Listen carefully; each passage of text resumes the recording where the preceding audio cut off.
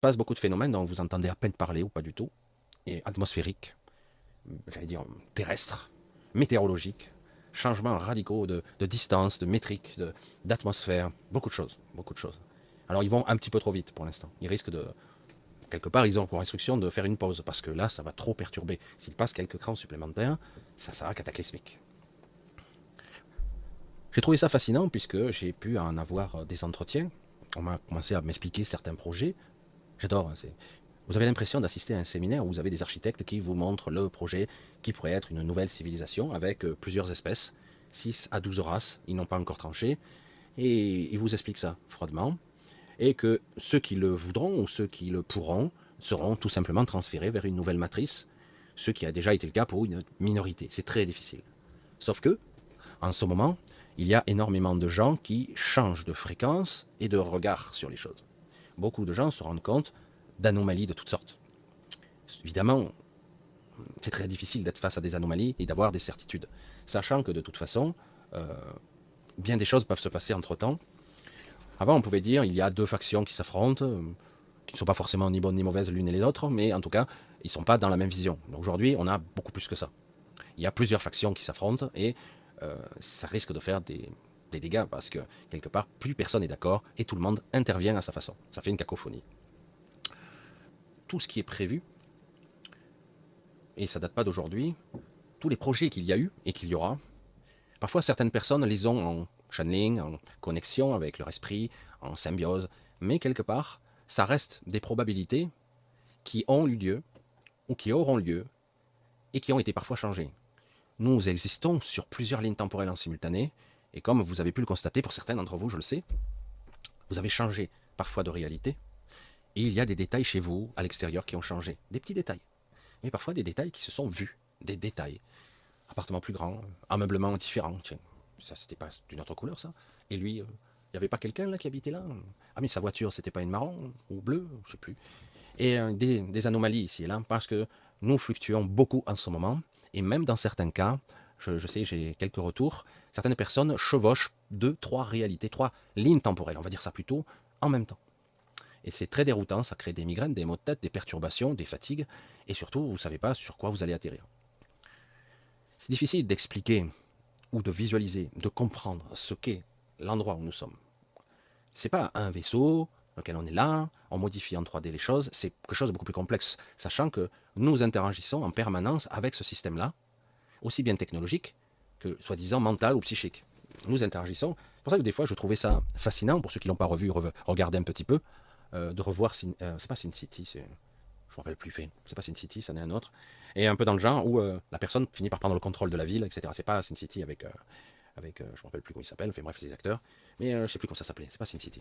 Bref, moi il est non, c'est terrible, hein, c'est terrible. Donc la capacité de changer, de modifier en temps réel, avec son mental, de se connecter à la ville, etc. Et c'est étrange parce que c'est lié à notre perception. C'est comme si nous étions à l'intérieur de quelque chose. Vous voyez, c'est pour ça que vous êtes constamment un petit peu violé ou martyrisé de l'intérieur. Parce que c'est comme si nous étions dedans. Même notre psyché, hein, je ne parle même pas de physique, oui, on est dedans, mais on est à l'intérieur, même mentalement. Donc c'est vraiment quelque chose qui est omniprésent, qui recouvre, qui se superpose à nos sens, etc. Vraiment, c'est quelque chose tel une prison. Pas pour rien que beaucoup d'entre vous, aujourd'hui, dans une phase d'éveil progressive, vous ressentez un profond malaise, très profond. Un profond malaise qui est déroutant, parce qu'il y a une dichotomie vraiment prononcée entre ce que vous percevez et ce que vous ressentez intimement. Ce que vous êtes et ce que vous croyez être. C'est totalement différent. Pas pour rien qu'ils accélèrent le processus, parce que normalement, une bonne partie des individus se commencent à se connecter à leur soi, voire leur esprit, fusionnent en partie, commencent à avoir des descentes, des connexions subtiles, fortes. Et du coup, ça crée des malaises prononcés. Eux, ils mettent en place ça, et vous, pas un sauveur, hein, vous contrecarrez. Vous, certains d'entre vous maintenez l'ancienne matrice. Eux, ils corrigent, et vous la remettez. Parfois, il y a des correctifs qui se font en quelques heures. C'est incroyable. Parce que l'immersion est telle ici, elle est tellement profonde, que certains disent, mais c'est la seule réalité que je connais ici. C'est la seule, et c'est la seule vraie. C'est du réel. Bonjour les sujets. Hein. Je sais que ça fait un petit peu délirant, hein, un petit peu étrange tout ça. Hein. C'est complètement dingue. L'univers qui nous entoure, le monde sur lequel on vit, nous-mêmes.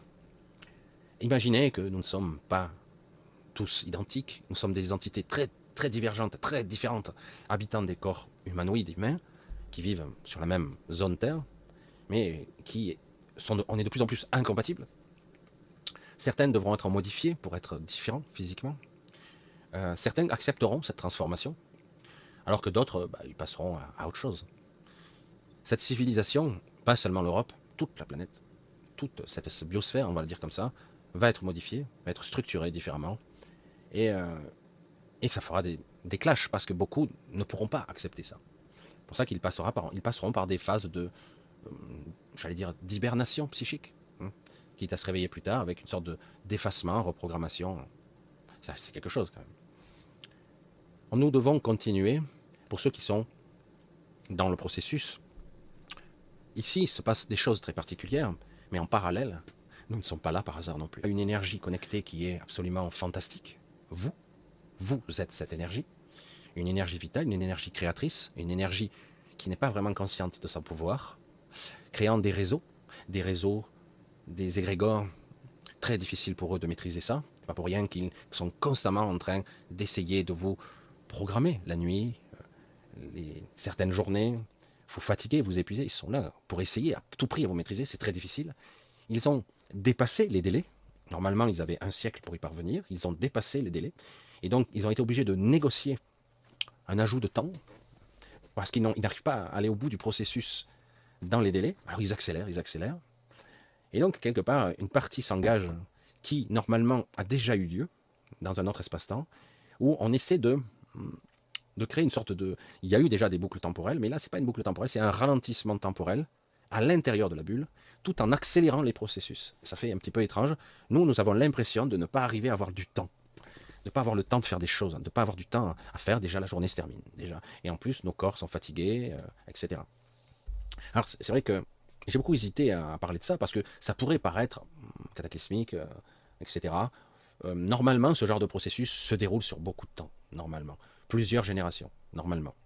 Je ne suis pas certain que ça ne soit pas terminé avant que je sois parti. Je pense que nous aurons vu l'essentiel des transformations avant que je sois parti, avant que vous soyez parti. Donc ça veut dire que ça ne sera pas plusieurs générations, mais peut-être même moins d'une génération. Des grands changements, hein, c'est pas des petits trucs. Hein. Donc, est-ce que ça va aller jusqu'au bout, ou est-ce que, à un moment donné, il va y avoir une modification beaucoup plus dans un système harmonieux, parce que je vois que dans votre potentiel créatif, vous et d'autres que je ne connais pas, parce que évidemment, moi je n'ai accès qu'à une partie d'entre vous, donc, il y a une volonté d'un retour aux sources, un retour à l'essentiel, retour peut-être même en arrière. Certains voudraient en profiter d'ailleurs, nous ramener presque 1000 ans en arrière, dans la civilisation, dans la technologie, etc. Mais d'autres ne veulent pas de ça, ils veulent simplement qu'on revienne à des sources plus fondamentales, la nature, l'équilibre, la symbiose, et pourquoi pas. Voilà. Donc il y a cette volonté qui de plus en plus s'impose, et ils ont du mal à le contrecarrer. Ils essaient d'utiliser ce désir profond, voire ce désir plus ou moins inconscient qui remonte à la surface. Beaucoup de gens ont envie vraiment de ça, un retour aux sources, à des fondamentaux. On va dire plutôt ça, à des fondamentaux basiques, vivre de la terre, ou vivre avec en harmonie, finir les guerres, je sais pas, un dégoût, ouais. Un dégoût de ceux qui nous dirigent, puisqu'ils nous dirigent constamment dans des conflits perpétuels. C'est pour ça que quelque part, tout ce système, j'allais dire, de nos élites, entre guillemets, qui ne sont là que vindicatifs dans, j'allais dire, conquérir, prendre, spolier, utiliser les humains comme chair à canon, mais qu'importe, puisque la mort n'existe pas. Mais la souffrance, oui, on s'en souvient quand même, hein. Ça laisse des traces, qu'on le veuille ou non. C'est bien joli de dire c'est qu'une expérience, mais bon, certains souffrent le calvaire quand même, hein, et ça dure un moment. Hein. Bref. C'est pour ça que tout ce processus, aujourd'hui, est de plus en plus conscientisé, même si ça reste, waouh, c'est flippant. Allez, c'est bon, quand j'aurai coupé la vidéo de Michel, ouais, je serai un peu perturbé 1 heure ou 2, et puis après, je reviens à mon quotidien, je passe à autre chose. Voilà, ça distrait, quoi. Hein. Pourtant, les aberrations, les anomalies s'accélèrent, et surtout, ce ressenti, cette chose qui vous écrase, qui vous fait mal, poitrine, étouffement, écœurement, lassitude, fatigue chronique, problèmes de sommeil, perturbations psychologiques, de plus en plus de gens pètent des câbles, pètent des boulards, on dit, parce que, merde, c'est quoi ça? Je ne peux pas contrôler, je subis, etc., etc. Vous émettez le désir maintenant d'être aux commandes. Vous avez ce désir, même s'il est plus ou moins inconscient, même s'il n'est pas vraiment conscientisé, j'allais dire, vous avez l'impression que c'est réel, mais si vous n'êtes pas sûr, dans certains stades de votre perception, vous avez l'impression que oui, je veux prendre le contrôle de ma réalité, il ne s'agit pas d'être le pouvoir de Dieu, de créer, etc. Non, il s'agit d'être aux commandes de sa vie, tout simplement. Et vous ne l'avez pas, ce contrôle. Vous le subissez tel des automates, vous êtes téléguidé.